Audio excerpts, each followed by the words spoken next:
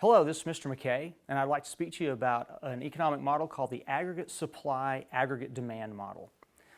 In previous lessons, we've talked about supply and demand, and this is a very similar concept, except instead of one good or service, we're looking at the entire economy. This would be a whole nation's demand, hence the name aggregate demand. Aggregate means combined, so it's all demand. We have a curve here that looks like a demand curve, except because it is an aggregate, we label it AD. We also have an aggregate supply curve, or all of the nation's supply represented in one curve. In this model that you see here, we have it labeled SARAS because that is the short-run aggregate supply curve. We've got another curve in here you haven't seen before. The LRAS stands for long-run aggregate supply. The long-run aggregate supply curve is where an economy would like to be if things were in balance. If the unemployment rate were at the natural rate, meaning you didn't have any cyclical unemployment. This would be a place in the economy where you would not have a recession, you wouldn't have a problem with unemployment, nor would you have inflation. But you would be, to borrow a phrase from Goldilocks, just right, in that sweet spot. That's where you want to find your economy. This model that I've drawn right here, we are at the long-run equilibrium. The PLE is the equilibrium price level, and that would indicate a spot where there's not inflation. And at the bottom, we have YE, or the Y stands for output, and the E is the equilibrium. So this model is where you'd want to be. That's not always how you find the economy.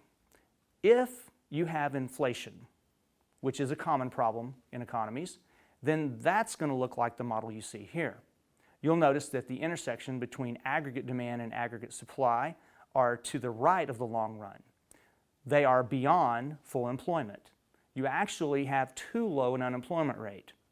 That gap is called the inflationary gap, and this economy would be experiencing inflation. There are ways that governments can use policy to address this, and part of your lesson was to identify those. You could use fiscal policy, the government changing taxing and spending, or the Federal Reserve Bank could use monetary policy to achieve the same goal by manipulating the money supply. Both of those would look the same on this particular model. If we wanted to get rid of this inflationary gap, we could either raise people's taxes, we could cut government spending.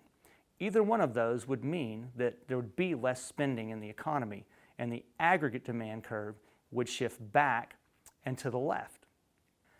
If you find your economy in this situation, this is what we would call recessionary gap. And you'll note that the intersection between the aggregate demand and the short-run aggregate supply is to the left of the long run, meaning that the employment is not full. You have an unemployment problem.